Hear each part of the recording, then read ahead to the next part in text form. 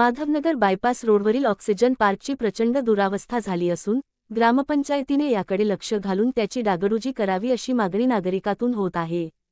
याविषयी सविस्तर माहिती असे की तत्कालीन सरपंच अनिल पाटील यांनी नागरिकांच्या सोयीसाठी ऑक्सिजन पार्क तयार केले। मात्र सध्या या बागेची प्रचंड दुरावस्था झाली आहे। बागेभोवती घातलेल्या तारेच्या कुंपणाच्या तारा ठिकठिकाणी तुटलेल्या आहेत। काही ठिकाणी डांबही मोडून पडलेले आहेत। शिवाय ताराही पळविण्यात आलेल्या आहेत। यामुळे मोकाट जनावरे बागेत खुलेआम चरताना दिसत आहेत। बागेच्या शेजारी असलेल्या गटारीचे पाणी बागेत साचून तळे निर्माण झाले आहे। सदर साचलेल्या पाण्याची दुर्गंधी पसरली आहे। सदर घाण पाण्याची निचरा करण्यात यावे अशी मागणी नागरिकातून होत आहे।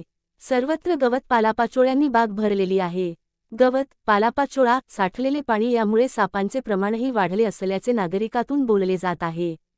गवत व पालापाचोळा गोळा करून बागेची स्वच्छता करण्यात यावी अशी मागणीही नागरिकातून होत आहे। बागेत असलेल्या शौचालयाचे दार मोडलेले आहे। बागेच्या गेटचे कुलूपही गायब आहे।